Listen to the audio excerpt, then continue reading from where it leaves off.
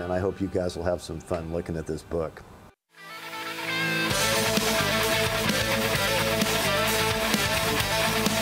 Welcome back. We had Frontier Football in, and now I've got the Dominator himself, Louis Amestoy, in, and we've got a gentleman that I respect a lot, and I feel like we got a great friendship. Mark Tennis from Cal High Sports. Mark, how are you? Hi, Trevor. How are you doing? I'm doing fine. Yeah, it's second time I've been able to talk to you this week. I always consider that a good week.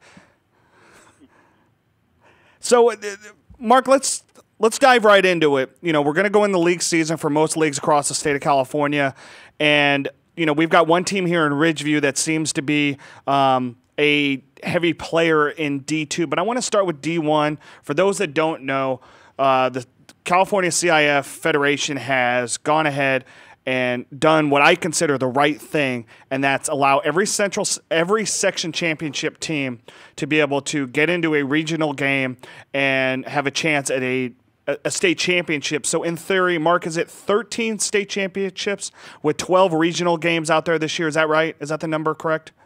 There's 13.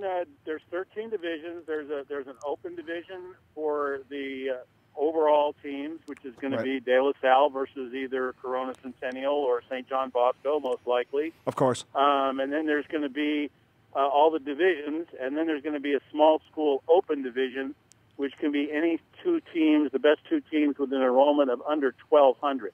Okay. So after that, there's an open division, small schools, and then there are 13 divisions after that. There's 51 teams that are going to be eligible for bowl games.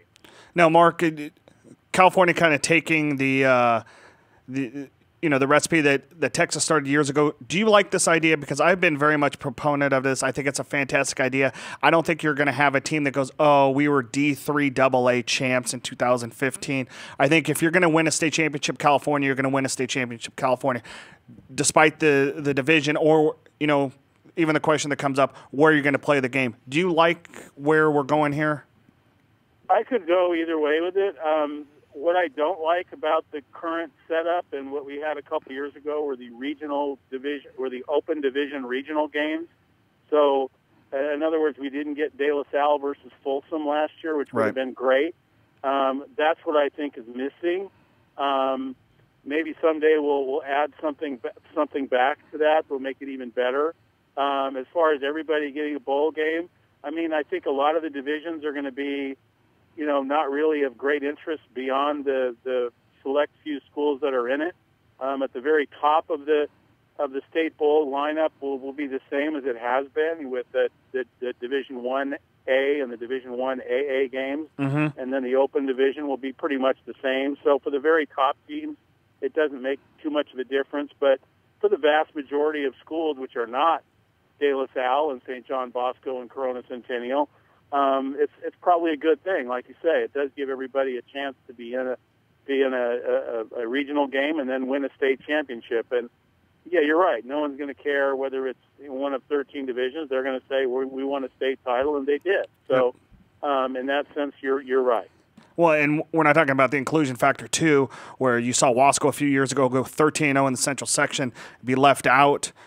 Kennedy, Kennedy out of Delano, which won the D6 title here in the Central Section last year, didn't go because there wasn't more than two going from the small school aspect of it last year. Let's dive into it real quickly. Ridgeview in D2. I know you guys have them number 4 in the state, number 3 in Southern California in Division 2. Where do you guys stand at the state level on how the Wolfpack are against teams like Clayton Valley Charter and the team that beat them last year, Redlands East Valley and such? Redlands East Valley. I think by their win over Liberty especially was pretty impressive. It was just as much as Mission Viejo beat them. So, I mean, they've been pretty impressive. And, arguably they should be the number 1 team overall in the Central Section along with Clovis. Those are the two teams you hear about.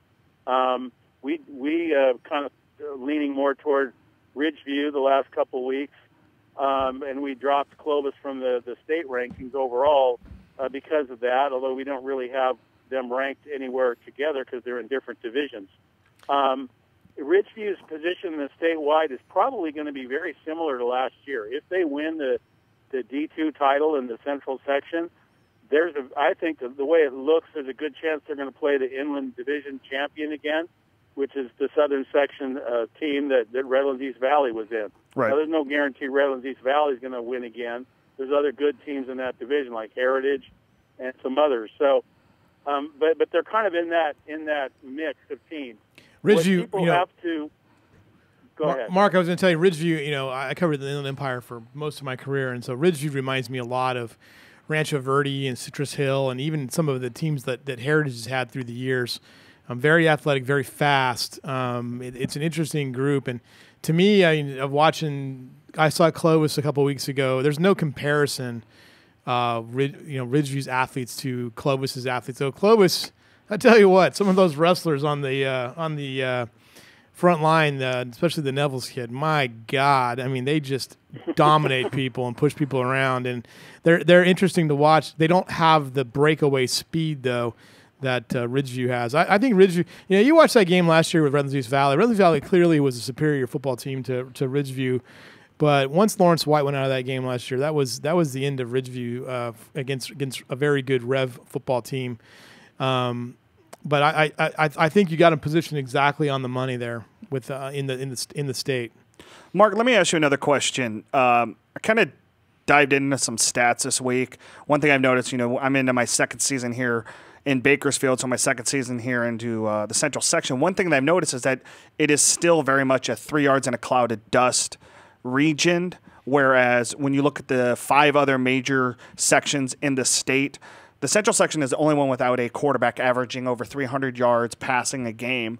On the state level, how is the Central Section kind of looked at offensively when it comes to a stat of that nature, where you see a lot of these teams moving to more of a pass-heavy offense, where the Central Section is still kind of running the ball a lot more?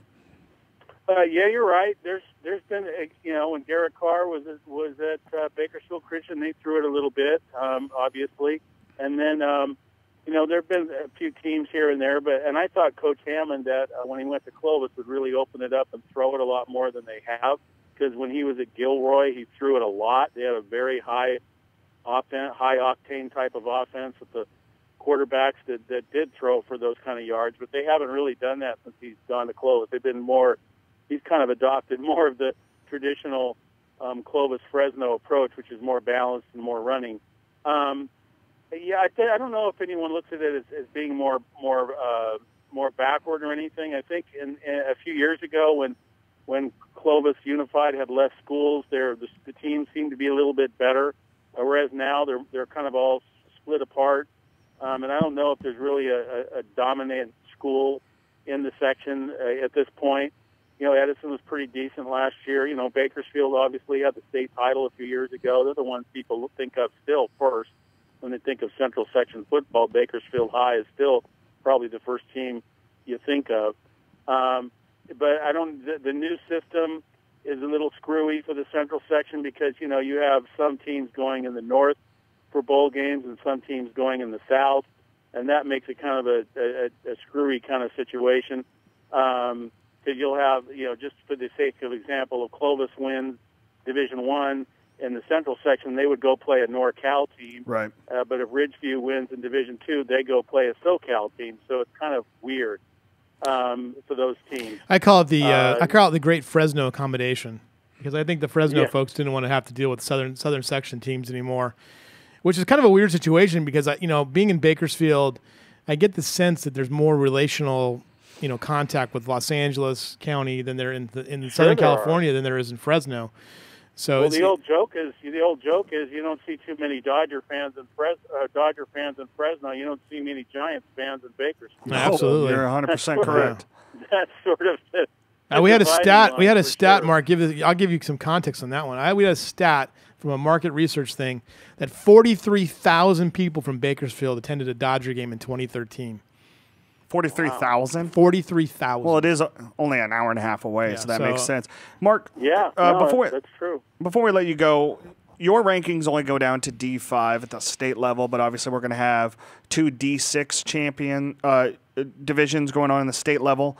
We've got one team in there, Kennedy Delano, the D6 defending state champion. At this point right now, They're going to be kind of in the middle of their league because they're playing against D3 and D4 teams. But can you give us an aspect of some of those teams that you have listed in D5 that may be a team that Kennedy could possibly see if they win the D6 title? Well, what I think is probably going to happen is, first of all, when you look at the bowl games, you kind of have to not think of yourselves in division. Once you qualify, you're going to be one of, in Southern California, be one of 25 teams on the board. And they are going to seed that board all the way down to the bottom. Okay. They're going to take the open division out. They're going to take the open division small school team out.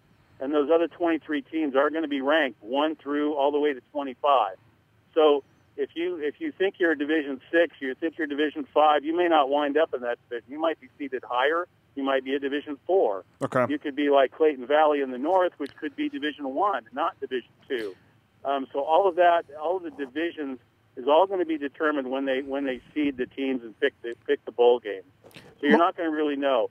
I would say that Kennedy of Delano is probably going to be one of the lower seeds in the South bracket. Right. So they're probably going to be behind all of the Southern Section championship teams, and there's a likelihood that they would be seated somewhere opposite San Diego Division 5, which would be La Jolla Country Day, or one of the LA City teams, which could be weird because some of the LA City schools in Division 3 are big schools because they do competitive divisions, competitive equity divisions in the LA City section. So you have some schools like LA High or Monroe, Sepulveda. You know, these are schools with 2,000, 3,000 kids. That's kind of like, you know, Ridgeview here. I mean, is arguably, you know, from an enrollment standpoint, is on par with what the Central section says is a Division I.